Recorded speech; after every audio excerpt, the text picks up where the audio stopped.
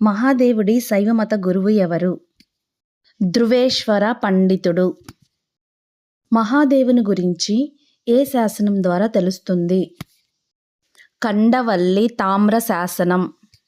కాకతీయ చక్రవర్తుల్లో అత్యంత ఎక్కువ కాలం పరిపాలించిన పరాక్రమశాలి గొప్పవాడైన కాకతీయ రాజు ఎవరు? గణపతి దేవుడు. ఓరుగల్లు కోట నిర్మాణాన్ని చేపట్టి రాజధానిని హన్మకొండ నుండి ఓరుగల్లుకి మార్చిన కాకతీయ రాజు ఎవరు? రుద్రదేవుడు.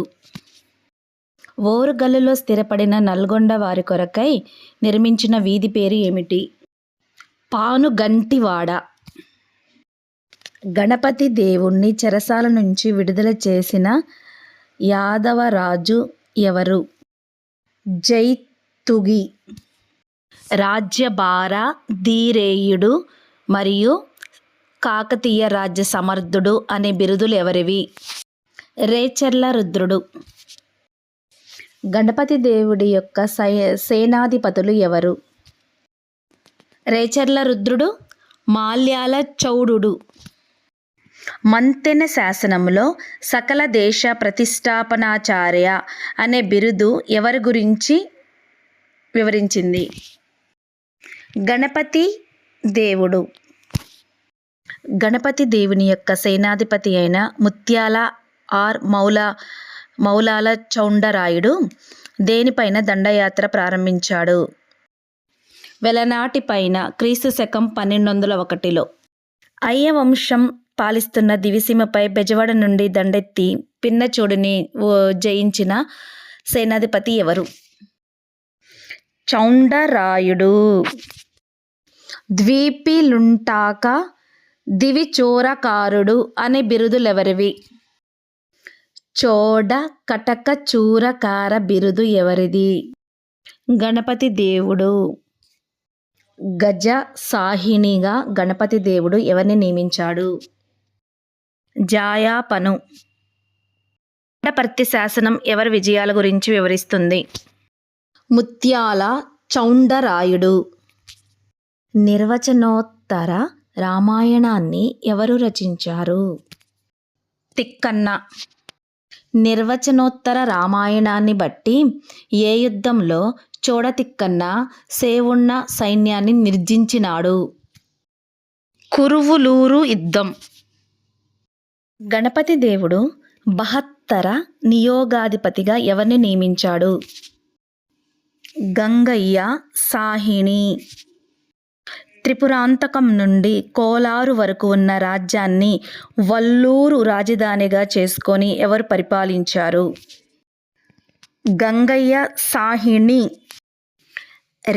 రెండో మనుమసిద్ధి ఎవరి కుమారుడు? తెక్క సిద్ధి కుమారుడు. రెండో మనుమసిద్ధి యొక్క ఆస్థాన కవి ఎవరు? తిక్కన్న సోమయాజులు. గణపతి దేవుడికి మోటుపల్లి ఓడరేవును ఎవరిచ్చారు? రెండో మనుమసిద్ధి. వర్తకుల రక్షణ కోసం మోటుపల్లి అభయ శాసనం వేయించి అక్కడ అధికారిగా ఎవరిని నియమించారు? సిద్ధయ్య దేవుణ్ణి. కాకతీయ కాలంలో పన్ను కట్టవలసిన రైతులను ఏమని పిలిచేవారు? అరిగాపులు. ముత్తుకూరు యుద్ధం ఏ సంవత్సరంలో జరిగింది? క్రీస్తు శకం 1263లో. కాయస్థ అంబదేవుని ఘనకార్యాలను ఏ శాసనం ద్వారా తెలియజేస్తుంది? త్రిపురాంతక శాసనం. ఆంధ్ర వాద్యగాళ్లకు కాశ్మీర్ నుండి వచ్చిన పండితులు శిక్షణ ఇచ్చినట్లుగా ఏ శాసనం ద్వారా తెలుస్తుంది? మల్కాపూర్ శాసనం. జలకరండం అనే ప్రత్యేక వాయిద్యం ఉన్నట్లు ఏ శాసనం ద్వారా తెలుస్తుంది? ధర్మసాగర శాసనం. పేరణి నృత్యం సృష్టికర్త ఎవరు? జయాపసేనాని.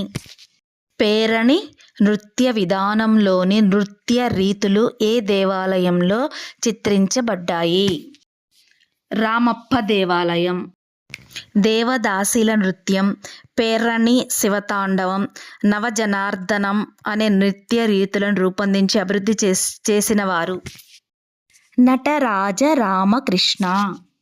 కేవలం పురుషులు మాత్రమే చేసే శివతాండవం రూపంగా చెప్పే నృత్యం పేరు ఏమిటి? పేరణి నృత్యం.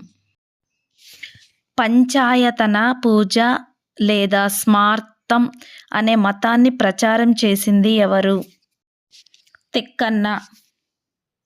స్మార్త మత నినాదం ఏమిటిది? హరిహరులొక్కరే.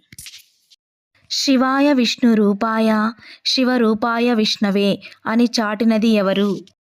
తిక్కన్న. కాకతీయుల కాలం నాటి చిత్రకళకు గల మరొక పేరు ఏమిటిది? నవకాశి. కాకతీయుల కాలంలో చిత్రలేఖనంలో ప్రసిద్ధి చెందిన శ్రీ మాచాలదేవి. కాకతీయుల కాలంలో రామ కృష్ణావతార గాథల చిత్రపటాలను ఇళ్లల్లో అలంకరించినట్లు మరియు ఓరుగల్లులో 1500 చిత్రకారుల ఇండ్లు ఉన్నట్లు తెలుపు గ్రంథం పల్నాటి వీర చరిత్ర. నా సబ్స్క్రైబర్స్ అందరికీ నూతన సంవత్సర శుభాకాంక్షలండి.